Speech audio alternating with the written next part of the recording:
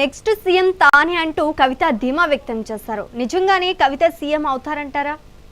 అది రాజకీయాల్లో ఎవరు ఏమవుతారు ఏమిటి అనేది మనం ఇప్పుడే చెప్పలేం. ఎవరైనా సరే రాజకీయ పార్టీ పెట్టినప్పుడు వాళ్ళు ముఖ్యమంత్రి కావాలి, ఒక ప్రాంతీయ పార్టీపై ఉంటుంది. కానీ ఈ విధంగా మొదట పార్టీ పెట్టిన రోజే నేనే ముఖ్యమంత్రినని, బహుశా ఆనాడు ఎన్టీ రామారావు తెలుగుదేశం పార్టీ పెట్టినప్పుడు కూడా నేనే కాబోయే ముఖ్యమంత్రిని ఆయన ఎక్కడ పెట్టిన రోజునే చెప్పినట్టు లేదు. కేసీఆర్ గారు అసలు టీఆర్ఎస్ పెట్టినప్పుడు ఉద్యమం ఇంకో పార్టీగా పెట్టారు, దాన్ని రాజకీయ ఎన్నికల్లో పోటీ చేస్తామని కూడా ఆనాడు చెప్పలేదు. కాబట్టి ఈమె మొదటి రోజే చెప్పటం అంటే ఆమె అధికారంలో ఆనాడు ఆమె ఎంపీ కాగానే కేంద్ర మంత్రి పదవి కోసం ప్రయత్నం చేశారు. తర్వాత రాష్ట్ర మంత్రివర్గంలో స్థానం కోసం ప్రయత్నం చేశారు. అనేకటువంటి అవన్నీ ఫలించలేదు. కాబట్టి అధికారంలో ఒక భాగస్వామి కావాలి క్రియాశీలకంగా అనేటువంటి ఆరాటంలో ఆమె మొదటి కాంచి ఉన్నారు అనేటువంటి అభిప్రాయం కలుగుతుంది. అందుకనే ఆమెలో అది లభించలేదనేటువంటి ఒక అసంతృప్తి. బిఆర్ తన తండ్రి ముఖ్యమంత్రి ఉండి, అన్నగారు కీలకమైన మంత్రిగా పార్టీ అధినేతగా ఉండి కూడా తనకు తగిన ప్రాధాన్యత లభించట్లేదు, దానికి తన కుటుంబం తనకి సహకరించటం లేదు అన్నటువంటి ఒక తీవ్రమైన అసంతృప్తి ఆమెలో ఉండి ఉండొచ్చు. అందుకనే వీళ్ళ మొదటి రోజే నేనే ముఖ్యమంత్రిని అని చెప్పడం అనేది బహుశా దేశంలో ఎవరు కూడా పక్కన మిగతా వాళ్ళు వేదిక మీద ఉన్న వాళ్ళు చెప్పవచ్చు ఆమె కాబోయే ముఖ్యమంత్రి అని, ఆమె ముఖ్యమంత్రి చేద్దామని ప్రజల దగ్గరికి ఆ డిమాండ్ ఆ యొక్క కోరికతో వెళ్తున్నామని చెప్పొచ్చు. కానీ ఆమె తానే కాబోయే ముఖ్యమంత్రిగా చెప్పుకోవడం, తానే నామినేట్ చేసుకోవటం ఇది ఒక కొత్త సంప్రదాయం, ఒక విచిత్రమైన సంప్రదాయం. ఇది దాన్ని ప్రజలు ఎలా విశ్వసిస్తుంటారు అనేది భవిష్యత్తులో మనకి తెలుస్తుంది. అదేవిధంగా టీఆర్ఎస్ పేరుతో కవిత కొత్త పార్టీ ప్రకటించడం అనుకున్న అసలు రాజకీయ వ్యూహం ఏంటంటారు? అంటే ఆమె ఇప్పుడు కూడా తండ్రి యొక్క నీడన, తండ్రికి ప్రజల్లో ఉన్నటువంటి గుర్తింపు, తండ్రి పెట్టిన పార్టీకి ఉన్నటువంటి గుర్తింపు ఆదరణ ఆధారంగా మాత్రమే తన రాజకీయ మౌడిగా ఉంటుంది. మొదటి వరకు పేపర్లో మనం చూసాం, మీడియాలో తెలంగాణ జాగృతి పేరుతోనే పార్టీ పెట్టబోతున్నారని అనేక పేర్లు కొంతకాలంగా ప్రచారం వచ్చేది. అది కాకుండా టీఆర్ఎస్ వచ్చేయడం పెట్టండి అంటే ఈ మధ్య కూడా కేటీఆర్ టీఆర్ఎస్ పేరుని బీఆర్ఎస్గా మార్చడం వల్ల నష్టపోయామని పరోక్షంగా అంగీకరించారు.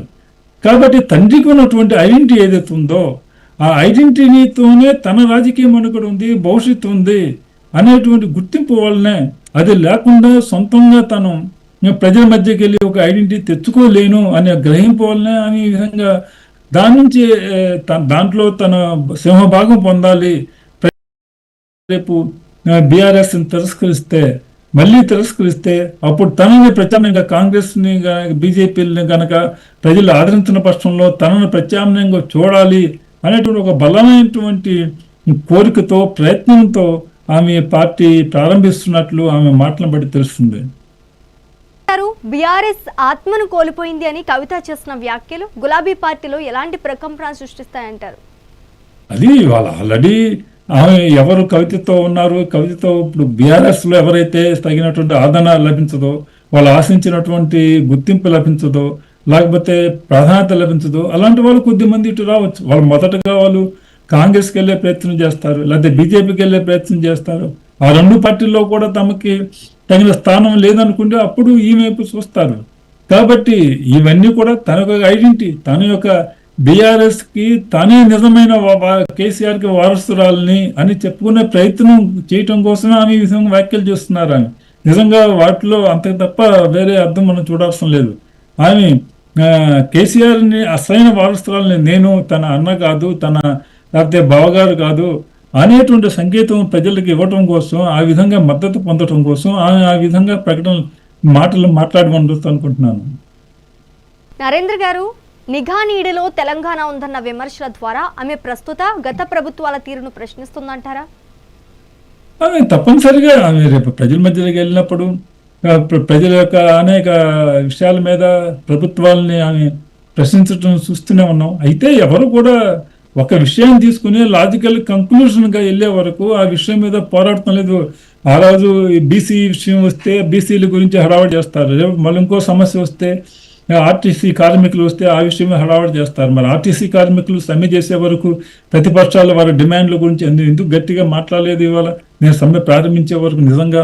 కాబట్టి ఇవాళ రాజకీయ పక్షాలన్నీ కూడా ఈ పక్షం ఆ పక్షం అని కాదు, ఆ రోజు పత్రికలో ఏది ప్రముఖంగా ఉంది, ఇది ఇవాళ ప్రభుత్వాల యొక్క రాజకీయ పార్టీలు కూడా హెడ్లైన్ మేకింగ్ పాలసీలు అంటారు. ఇవాళ పత్రికల్లో మనం ఏం మాట్లాడితే పత్రికలో ప్రముఖంగా వస్తుంది, పత్రిక దృష్టి, మీడియా దృష్టి ఆకర్షిస్తుంది అని అందరూ మాట్లాడటం, ఆ విషయాల్ని ప్రస్తావించటం ఇవాళ ఒక పరిపాటిగా భారతదేశంలో అన్ని రాజకీయ పార్టీలకి, అన్ని ప్రభుత్వాధినేతలకి, రాజకీయ పార్టీ నేతలకు మారిపోయింది. అదేవిధంగా ఆమె కూడా అప్పుడున్నట్టు ప్రజల్ని ఆ సమయంలో ఏ విషయం అయితే ప్రజల దృష్టి ఆకర్షిస్తుంది, వాళ్ళని ఆకట్టుకుంటుంది, దానివల్ల మద్దతు పొందడానికి వీలుంటుంది అని భావిస్తారు. ఆయా సమస్యల్ని ఆయా సందర్భాలను బట్టి, సమయాలను బట్టి ప్రస్తావించే అవకాశం ఉంటుంది.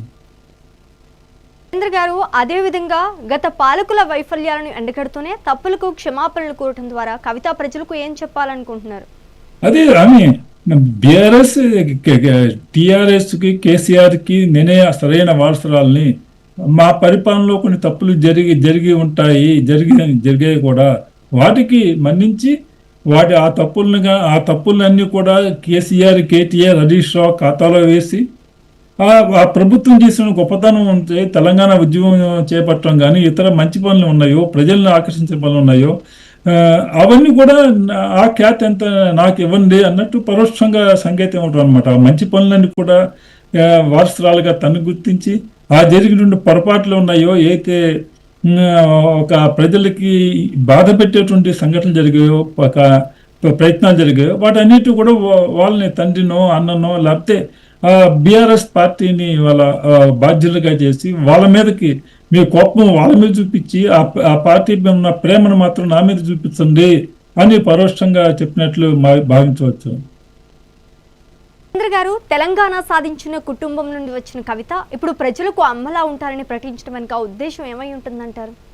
అదే ప్రజల్లో ఒక సెంటిమెంట్, ఉమెన్ సెంటిమెంట్ ఇవ్వాలి. ఎవరైతే దేశంలో ఉమెన్ రిజర్వేషన్ బిల్తో దేశంలో అన్ని పార్టీలు ఇవాళ దేశంలో మహిళలు అనే వాళ్ళు ఒక ప్రధాన ఓట్ బ్యాంక్ అన్ని ఎలక్షన్లో కూడా మనం చూస్తున్నాం.